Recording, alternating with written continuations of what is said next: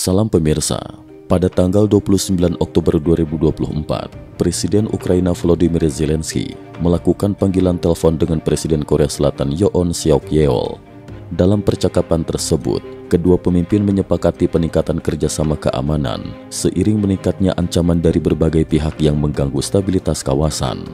Langkah ini diambil di tengah laporan dari intelijen Korea Selatan yang mengungkap bahwa pemimpin Korea Utara, Kim Jong-un, telah menyadari risiko terhadap keselamatannya yang menyebabkan pengamanan di sekitar dirinya semakin diperketat. Media Amerika Serikat juga melaporkan persiapan perang nuklir yang dilakukan Presiden Rusia Vladimir Putin. Menurut laporan agen France Press, Zelensky menyebut bahwa konflik Rusia-Ukraina kini telah menjadi isu internasional, melampaui sekadar perang antara dua negara. Sementara itu, Presiden Yoon menggambarkan tindakan Korea Utara sebagai belum pernah terjadi sebelumnya dan berbahaya.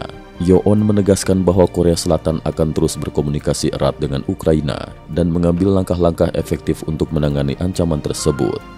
Kantor Kepresidenan Korea Selatan mengonfirmasi bahwa dukungan terhadap Ukraina akan terus berlanjut, termasuk menjalin kerjasama dengan negara-negara mitra untuk membantu rakyat Ukraina melalui langkah-langkah yang lebih intensif. Untuk memperkuat kemitraan, kedua negara berencana untuk segera saling mengirim delegasi guna membahas koordinasi lebih lanjut serta memperdalam kerjasama di bidang keamanan dan intelijen. Dalam perkembangan lain, intelijen Korea Selatan melaporkan bahwa sebagian besar tentara Korea Utara yang bertempur di Rusia berusia sekitar 20 tahun, bahkan beberapa di antaranya masih berusia belasan. Menurut laporan dari South China Morning Post, sekelompok tentara Korea Utara yang membelot telah menawarkan diri untuk bergabung dengan pasukan Ukraina dengan tujuan menggunakan keahlian mereka dalam perang informasi dan psikologis untuk memengaruhi tentara Korea Utara yang sedang berada di Rusia. Pada hari yang sama, Putin memulai latihan kekuatan nuklir besar-besaran yang mencakup peluncuran rudal serta simulasi serangan balasan. Berdasarkan laporan dari Associated Press, latihan ini dianggap sebagai sinyal peningkatan kesiapan Rusia terhadap ancaman nuklir. New York Times mengungkapkan bahwa dalam rencana rahasia Ukraina, Zelensky meminta akses ke rudal Tomahawk berjangkauan 2.400 km, 7 kali lebih jauh daripada rudal taktis Angkatan Darat Ukraina untuk memperkuat kapasitas pertahanan negaranya. Sementara itu, Yonhap melaporkan bahwa aktivitas publik Kim Jong-un di Korea Utara meningkat hingga 60% sejak awal tahun ini, dan untuk mengantisipasi ancaman terhadap dirinya, Korea Utara menggunakan kendaraan pengganggu sinyal serta peralatan pendeteksi drone untuk memperkuat keamanan. Putri Kim Jong-un, Kim Ju-ae, kini sering tampil di berbagai kegiatan partai dan didampingi oleh saudara perempuannya, Kim Yo-jong serta Menteri Luar Negeri Choi Son-hui. Kim Ju-ae yang kini berusia sekitar 12 tahun kerap muncul dalam acara-acara militer yang diduga sebagai upaya penanaman citra sebagai calon penerus kepemimpinan. Di Israel, parlemen mengesahkan 2 undang-undang yang melarang aktivitas Badan Bantuan dan Pekerjaan untuk Pengungsi Palestina di Timur Dekat UNRWA di wilayah yang dikontrol Israel, serta memutuskan seluruh hubungan organisasi tersebut dengan pemerintah Israel.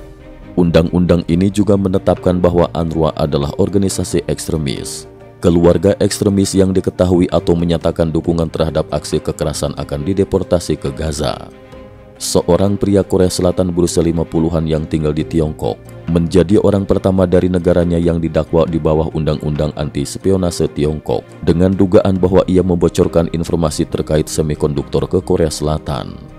Keluarga pria tersebut belum mendapat penjelasan mengenai tuduhan yang dikenakan, sementara ia masih berada dalam penahanan. Di tengah meningkatnya bencana badai di AS, Rusia dan Tiongkok diduga menyebarkan berita palsu untuk mencoreng citra pemerintah AS. Melalui berbagai platform seperti Telegram, kantor berita Rusia bahkan mengunggah gambar asli AI yang menunjukkan Disneyland Florida kebanjiran, dan unggahan tersebut telah dilihat lebih dari 500.000 kali. Beberapa influencer Rusia menyebarkan kabar bahwa pemerintah AS menolak aplikasi bantuan bencana. Tak hanya Rusia, influencer asal Tiongkok juga menyebarkan berita serupa dengan tuduhan bahwa sementara AS meningkatkan bantuan luar negeri, mereka justru mengurangi bantuan bagi warga terdampak bencana di dalam negeri. Salah satu unggahan bahkan menunjukkan gambar Wakil Presiden AS Kamala Harris sedang memantau daerah banjir dengan tulisan yang menyatakan bahwa semua uang AS dihabiskan untuk Ukraina, Israel, dan Taiwan. Unggahan ini juga dibagikan oleh media di Kuba dengan klaim bahwa AS memprioritaskan bantuan luar negeri daripada membantu korban bencana domestik yang bertujuan untuk memprovokasi masyarakat AS agar menentang pemerintah.